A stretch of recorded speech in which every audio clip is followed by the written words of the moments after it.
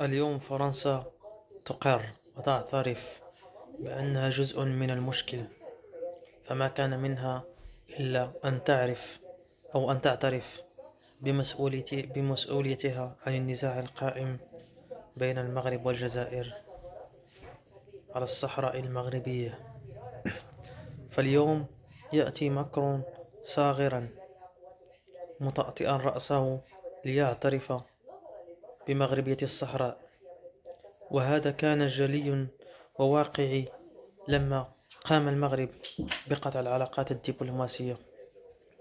فخرج الكثير من المغاربة والأجانب ليقولوا أن المملكة المغربية ليست في مستوى الاقتصادي والاجتماعي والثقافي لفرنسا، ولكن هيهات ثم هيهات من الاصطدام بالمملكة المغربية.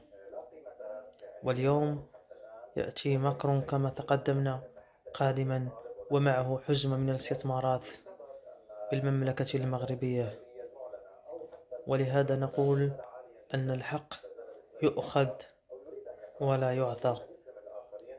فمهما كانت قوة فرنسا فإنها لا تستطيع أن تتجاوز المغرب شعبا وملكا وحكومة.